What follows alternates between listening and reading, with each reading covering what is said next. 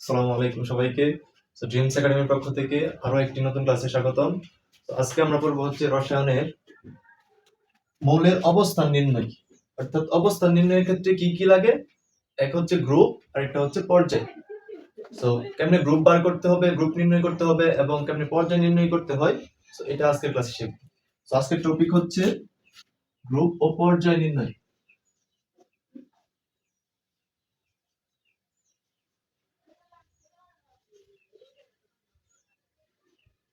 Group ও পর্যায় নির্ণয়। দেখো, গত ক্লাসে হয়তো বা আমরা বলছিলাম, যারা ক্লাসটা করো নাই অবশ্যই করে নিবা, যে কেমনি ইলেকট্রন বিন্যাস করতে হয়।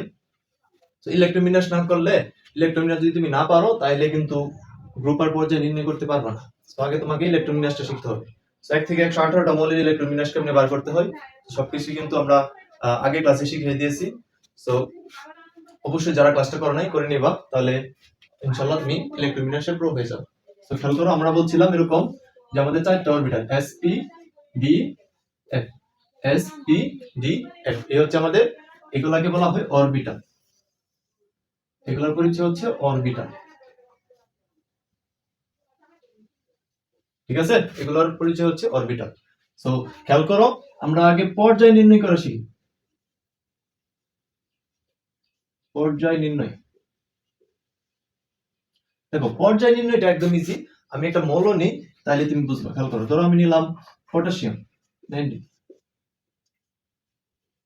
1s2, 2s2, 2p6, 3s2, 3p6, 4s1। ঠিক আছে। সো ইলেকট্রন বিন্যাসটা কেমনে করলাম, এটা কিন্তু অবশ্যই গত ক্লাসে আমরা শিখাই দিয়েছি। সো তোমরা, আমি যেভাবে শিখাইছি ওইভাবে করবা, ইনশাআল্লাহ তুমি পারবা।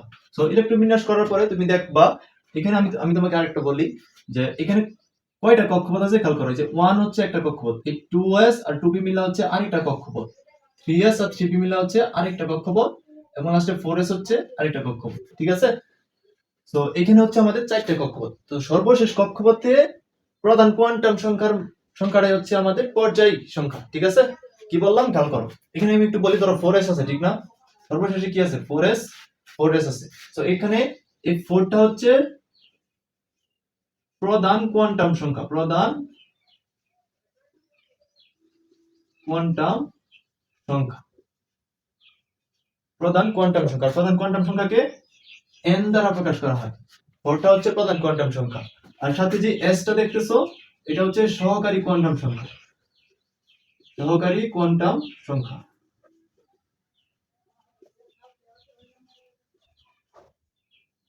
সহকারী কোয়ান্টাম সংখ্যা, এই সহকারী কোয়ান্টাম সংখ্যাকে l দ্বারা প্রকাশ করা হয়। ঠিক আছে।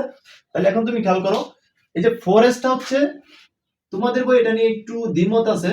সো একটু মনে রাখবা, 4s টা হচ্ছে উপশক্তি স্তর, 4s টা হচ্ছে উপশক্তি স্তর।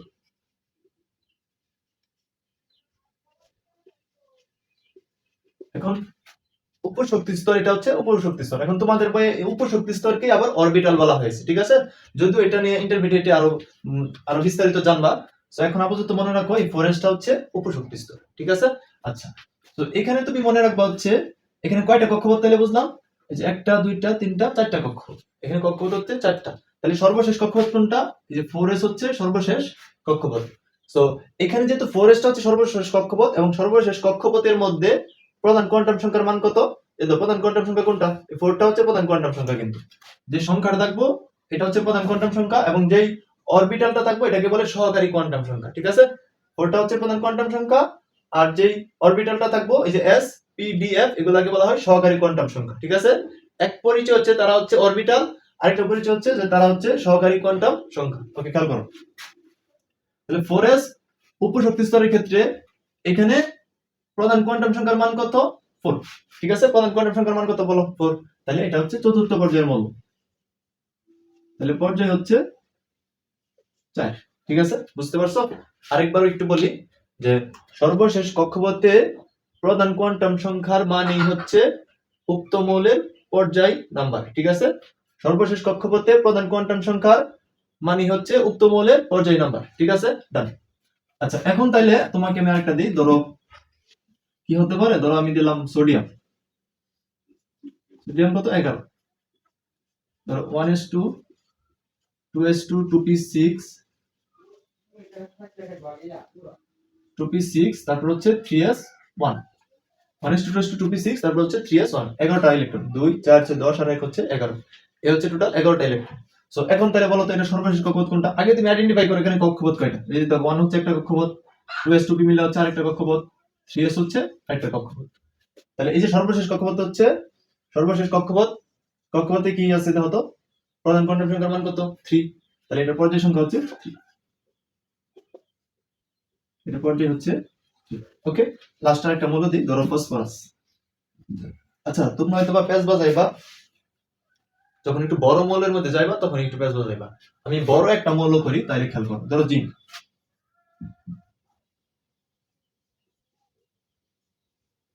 1s2 2s2 2p6 3s2 3p6 তারপর হচ্ছে 4s2 3d10। ঠিক আছে, দেখো 2 4 6 10 12 18 20 আর 10 হচ্ছে 30। এখন বলো তো সর্বশেষ কক্ষপথ কোনটা? সো অনেকে হয়তো ভাববে যে লাস্টে যেটা থাকে ওইটাই মানে সর্বশেষ কক্ষপথ, আসলে কিন্তু তা না। সো এখানে তুমি খেয়াল করো 1s হচ্ছে একটা কক্ষপথ, 2s 2p হচ্ছে আরেকটা কক্ষপথ, এই যে তো 3s 3p আর এই যে 3d হচ্ছে একটা কক্ষপথ। ঠিক আছে, 3s 3p আর 3d হচ্ছে একটা কক্ষপথ, কিন্তু এই তিনটা মিলে হচ্ছে একটা কক্ষপথ। বুঝতে পারছো? 3s 3p একটা হচ্ছে 3d, এই তিনটা মিলে হচ্ছে একটা কক্ষপথ। আর এই যে 4s আছে, এটা হচ্ছে আমাদের সর্বশেষ কক্ষপথ। তাহলে সর্বশেষ কক্ষপথ কি সবসময় সবার লাস্টে থাকবে? এটা না, আগে পিছিয়ে থাকতে পারে। ঠিক আছে, সো এখন তুমি যদি সমস্যা মানে পেজ বাজায় দাও, তাহলে কি করবা? তুমি হচ্ছে এটাকে সাজায় লিখবা। তো সাজায় লিখলে 1s প্রথমে, তারপর 2 সিরিয়াল 2s 2 2p6, তারপর 3 সিরিয়াল 3s 3p 3d। তাহলে যে 3s 2 3p6 তারপর হচ্ছে 3d 10 এবং লাস্টে হচ্ছে 4s 2। তাহলে এখন ঠিক আছে, এটা কিন্তু তুমি প্রথমে লিখতে পারবা না, এই ইলেকট্রন বিন্যাসটা কিন্তু তুমি প্রথমে লিখবা না, প্রথমে তুমি কোনটা লিখবা? ওইটা লিখবা। ঠিক আছে, তারপর এটাকে এখান থেকে তুমি সাজায় নিবা। ওকে, তাহলে এখন তুমি দেখো সর্বশেষ কক্ষপথ কি আছে? 4s আছে। এখন কিন্তু এখান থেকে দেখে বোঝা যাচ্ছে সর্বশেষ কক্ষপথ কত? 4। তার মানে এখানে প্রধান কোয়ান্টাম সংখ্যার মান কত? 4। তাইলে এটার পর্যায় হচ্ছে 4। ঠিক আছে, সো এই হচ্ছে আমাদের পর্যায় নির্ণয়। সো এখন আসলে আমরা হচ্ছে গ্রুপ সংখ্যা কেমনে নির্ণয় করতে হয় এটা শিখব। সো খেয়াল করো।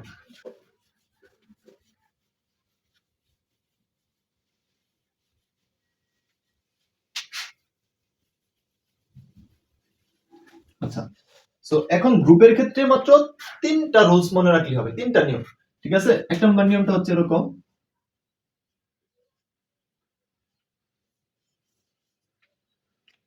ধরো কক্ষপথ কিন্তু এখন শিখা শেষ, ঠিক না?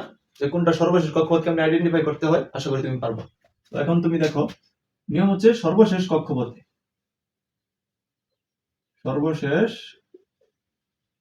কক্ষপথে যদি s অরবিটাল থাকে, s অরবিটাল থাকে, তাহলে s এর ইলেকট্রনই হচ্ছে s এর ইলেকট্রনই হচ্ছে উক্ত মৌলের গ্রুপ সংখ্যা, উক্ত মৌলের গ্রুপ সংখ্যা। ঠিক আছে, খেয়াল করো কি লিখছি। সর্বশেষ কক্ষপথে যদি s অরবিটাল থাকে, প্রথম কথা হচ্ছে কি সর্বশেষ কক্ষপথ, দ্বিতীয় কথা হচ্ছে s অরবিটাল। ঠিক আছে, সর্বশেষ কক্ষপথে s অরবিটাল থাকে, তাহলে s এর ইলেকট্রনই হচ্ছে উক্ত মৌলের গ্রুপ সংখ্যা। খেয়াল করো, আমরা ধরে নিলাম ক্যালসিয়াম, এরকম ধরো একটা মৌল নিই ক্যালসিয়াম, কত? 20। প্রথমে ইলেকট্রন বিন্যাস করবো 1s2 2s2 2p6 3s2 3p6 তারপর হচ্ছে 4s2। ঠিক আছে, 2 4 6 10 12 আর 6 18 আর 2 হচ্ছে 20। ঠিক আছে, তাহলে এখন তুমি বলো প্রথমে কি বলছি? সর্বশেষ কক্ষপথ। কোনটা সর্বশেষ কক্ষপথ? এই যে 4s হচ্ছে সর্বশেষ কক্ষপথ। ওকে, তারপর সর্বশেষ কক্ষপথে কোন অরবিটাল বলছি? s orbital. দেখো তো 4 এর সাথে s আছে না, এই s টাকে কি বলা হয়? অরবিটাল বলা হয় না? আরেকটা পরিচয় হচ্ছে সহকারী কোয়ান্টাম সংখ্যা, বাট এটা এখন মনে রাখো না, জাস্ট মনে রাখো হচ্ছে s টা হচ্ছে এখন কি অরবিটাল। ঠিক আছে, তাহলে সর্বশেষ কক্ষপথে s অরবিটাল আছে না? আছে। তাহলে s এর মধ্যে আমি পরে কি লিখছি? s অরবিটাল থাকে, তাহলে s এর ইলেকট্রন, s এর মধ্যে কয়টা ইলেকট্রন আছে? দুইটা। s এর ইলেকট্রন হচ্ছে উক্ত মৌলের গ্রুপ সংখ্যা। কয়টা ইলেকট্রন আছে? দুইটা ইলেকট্রন। তার মানে এটা গ্রুপ কত? 2। এটার গ্রুপ হচ্ছে 2, ঠিক আছে। সো পেজ বাজাইবা যেখানে এটা হচ্ছে ধরো আমি এরকম নেই, ধরো স্ক্যান্ডিয়াম 21 1:2 2p6 3:2 3p6 তারপর হচ্ছে 4:2 3d1, ঠিক আছে। 4:2 3d1 খেয়াল করো 2 4 6 10 12 18 20 আর 1 হচ্ছে 21। ওকে, এখন তুমি বলো এটার সাথে মিল হতো, দেখো এটার সাথে মিলে কিনা, এটার সাথে মিলে কিনা দাও তো। সর্বশেষ কক্ষপথে কি আছে? s অরবিটাল, ঠিক না? সো খেয়াল করো সর্বশেষ কক্ষপথ কি বলো? এই যে 4:2 কিন্তু হচ্ছে আমাদের সর্বশেষ কক্ষপথ, ঠিক আছে। 4:2 হচ্ছে সর্বশেষ কক্ষপথ। এখন তুমি কি 3 এটাকে দেখে সর্বশেষ কক্ষপথ ভাববা? না। সো এখানে তোমার একটা কাজ হবে, তুমি আগে সাজাইবা, ইলেকট্রন করার পরে সাজাইবা। কখন সাজাইবা এটা একটু মাথায় রাখবা। যখন দেখবা 20 এর পরে যাইতেছি যখন তুমি গ্রুপ নির্ণয় করতে চাইবা তখনই মৌলগুলাকে সাজাইবা আগে, ঠিক আছে। মৌল ইলেকট্রন বিন্যাসকে তুমি সাজায় করবা। মনে থাকবো কতক্ষণ? 20 এর পরে 21 থেকে তুমি এটাকে সাজানো শুরু করবা। আচ্ছা 1:2 2:2 2p6 3:2 3p6 তারপরে যে 3d1 4s2, ঠিক আছে। 4s2। সো এই যে দেখো সর্বশেষ কক্ষপথে কি আছে? s অরবিটাল আছে না? সর্বশেষ কক্ষপথে s অরবিটাল আছে, দেখছো? তাহলে s এর মধ্যে যেটা ইলেকট্রন থাকবে এটা হচ্ছে কি তার গ্রুপ সংখ্যা। আসলে কি তা না, একটু ভালো করে দেখতে হইব, খেয়াল করো। আমাদের আরেকটা নিয়ম আছে, খেয়াল করো। এই কারণেই বলছি তুমি পেজটা এই জায়গা দিবা যাইবা। 2 নম্বর নিয়মটা হচ্ছে সর্বশেষ কক্ষপথে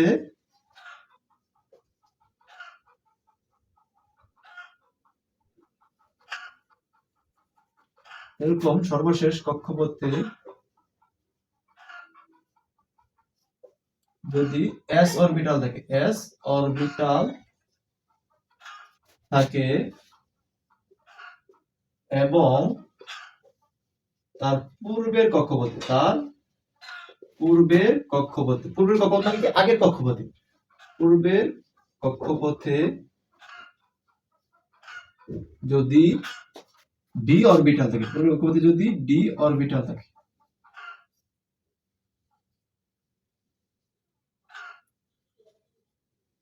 ঠিক আছে। খেয়াল করো সর্বশেষ কক্ষপথে যদি s অরবিটাল থাকে এবং তার পূর্বের কক্ষপথে যদি d অরবিটাল থাকে, তাহলে s এর ইলেকট্রন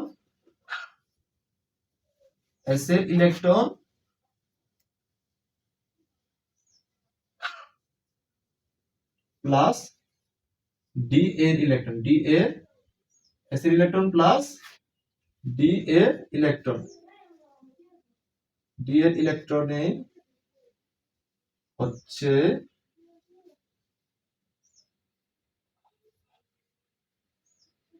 উক্ত মৌলের গ্রুপ সংখ্যা, ঠিক আছে। d এর ইলেকট্রন হচ্ছে কি উক্ত মৌলের গ্রুপ সংখ্যা।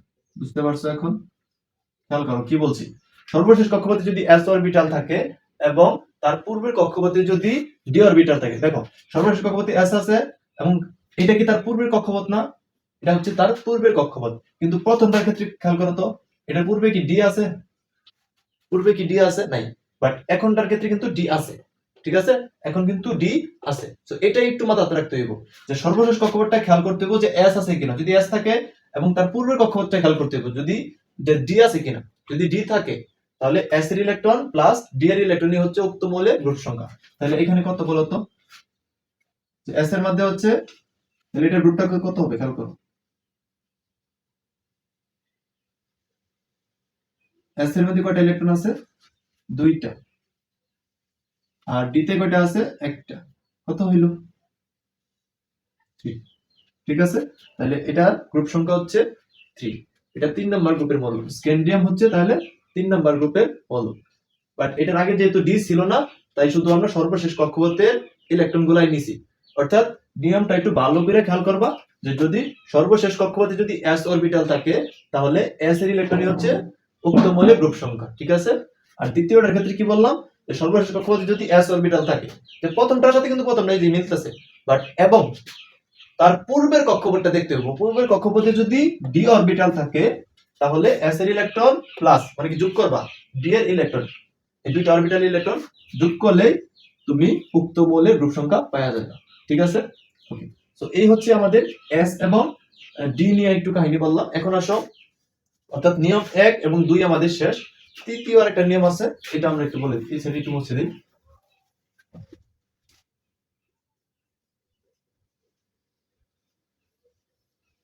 একই কথা, দেখো সর্বশেষ কক্ষপথে যদি এস অরবিটাল থাকে, সর্বশেষ কক্ষপথে যদি এস অরবিটাল এবং পি অরবিটাল থাকে, দেখো এখন কিন্তু নিয়ম আরেকটা আইতেছে, এস অরবিটাল এবং পি অরবিটাল থাকে, পি অরবিটাল থাকে, তাহলে তাহলে তাহলে কি করবা, এস এর ইলেকট্রন, তাহলে এস এর ইলেকট্রন প্লাস পি এর ইলেকট্রন, পি এর ইলেকট্রন এবং আরেকটা কাজ আছে প্লাস 10। ঠিক আছে, এটাই হচ্ছে উক্ত মৌলের গ্রুপ সংখ্যা, এটাই হচ্ছে